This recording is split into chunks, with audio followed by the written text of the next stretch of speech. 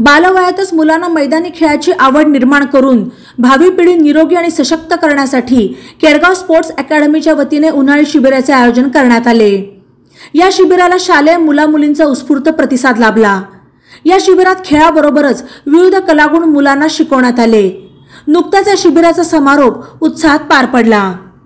Doctor Amey Kamble यांच्या अध्यक्षतेखाली झालेल्या उन्हाळी शिबिराच्या समारोप प्रसंगी प्रमुख पाहुणे म्हणून मुकुंद काशीद, चंद्रशेखर म्हस्के, गोरख कोतकर, प्रमोद कोतकर, सचिन अग्रवाल, संस्थेचे अध्यक्ष बाबासाहेब कोतकर, सुभाष नवले, सचिन अकोलकर, सोनाली घिगे, सुवर्णा सोले उपस्थित होते। मुलांना उत्तम आरोग्य मैदानी खेळातून प्राप्त करता येणार असल्याचे छबुराव कोतकर यांनी सांगून बास्केटबॉल या खेळाबरोबरच इतर विविध खेळाचे महत्त्व सांगून मोबाईलमध्ये न गुंतता खेळाकडे वळण्याचे आवाहन केले। डॉक्टर अमेय कांबळे यांनी निरोगी शरीरासाठी शारीरिक व्यायाम खूप गरजेचा असल्याचे सांगितले। तो मुलांच्या सर्वांगीण विकासासाठी केरगाव स्पोर्ट्स अकॅडमीने राबवलेल्या उपक्रमाचे कौतुक केले।